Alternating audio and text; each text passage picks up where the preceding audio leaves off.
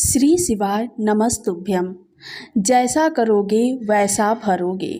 भगवत गीता में श्री कृष्ण ने कहा है कि कर्मों का फल हमें उसी तरह ढूंढ लेता है जिस तरह एक बछड़ा हजारों गायों के बीच अपने को ढूंढ लेता है। कर्म फल इंसान को भोगना ही पड़ता है। हमारे किए गए कर्म हमें ढूंढ ही लेते हैं, फिर चाहे वो कर्म अच्छे हो या बुरे हो। लेकिन हम लोग इस बात को ज़्यादा गंभीरता से नहीं लेते हैं और हमें लगता है कि कर्म फल जैसा कुछ नहीं होता। हम अक्सर उन लोगों के बारे में बात करते हैं जो दूसरे के साथ बुरा करते हैं, लेकिन फिर भी उनका कुछ नहीं कर पाते। यही सोचकर हम ज़्यादातर लोग बुरे काम करने लग जाते हैं। हम सब यह भूल जाते हैं कि कर्मों का हिसाब कभी भी तुरंत नहीं होता।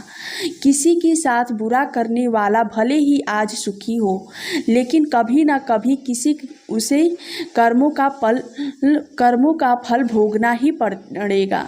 बहुत समय पहले की बात है। शहर से दूर गांव में एक दुकानदार था जो अपने ही गांव में एक व्यक्ति से रोजाना 1 केजी मक्खन खरीदता था।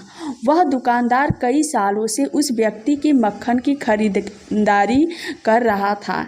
एक दिन उस दुकानदार ने सोचा कि मैं रोज़ इस व्यक्ति के मक्खन खरीदता हूँ, लेकिन बहुत समय से मैंने इसके मक्खन का वजन तौल कर नहीं देखा। कल तौल कर देखूँगा कि ये मक्खन 1 केजी से कम हो तो नहीं देता। अगले दिन जब वह व्यक्ति मक्खन देकर गया, तब वह दुकानदार ने मक्खन का वजन किया तो देखा मक्खन सिर्फ 900 ग्राम है। उस दुकानदार को काफ़ी गुस्सा आ गया। वह दुकानदार गुस्से में गांव के पंचायत के पास गया और उसने उस व्यक्ति की शिकायत कर दी। गांव की पंचायत बैठी और उस व्यक्ति को बताया गया कि तुम पर इस दुकानदार ने धोखा देने का आरोप लगाया है। तुम इस दुकानदार को देने वाले मक्खन में हेरा फेरी करते हो और हर बार तुम 1 केजी मक्खन की जगह 900 ग्राम देते हो। क्या तुम्हें अपनी सफाई में कुछ कहना है? वह व्यक्ति बोला, सरपंच जी, मैंने तो एक गरीब आदमी हूँ। मेरे पास वजन तौलने के लिए सही माप नहीं है। रोज़ इस दुकानदार से अपने लिए 1 किलो गेहूँ खरीदता हूँ और अगले दिन उसी गेहूँ को तराजू में एक तरफ रख कर इस दुकानदार के लिए मक्खन तौलता हूँ। अब आपको जो भी पूछना है इस दुकानदार से पूछिए। पंचायत में बैठे सभी लोगों को पूरी सच्चाई समझ आ गई और उन्होंने उस दुकानदार को गांव से बाहर करवा दिया। यह छोटी सी कहानी हमें यही सिखाती है कि जैसे कर्म हम करेंगे उसका रिजल्ट वैसे ही मिलेगा। हमारी चालाकी ही हमारा नुकसान कर देता है। हम जो भी दूसरों को देते हैं या दूसरों के साथ जैसा व्यवहार करते हैं वह कभी ना कभी लौटकर हमारे पास भी आता है। किसी के साथ अच्छा करोगे तो आपके साथ भी अच्छा होगा। उसी तरह किसी का बुरा सोचोगे और बुरा करोगे तो आपके साथ भी बुरा होगा। जिसे दुकानदार ने अपने ही चालाकी से नुकसान झेलना पड़ा, उसी तरह हमें अपने ही कर्मों की वजह से कभी ना कभी नुकसान झेलना ही पड़ता है।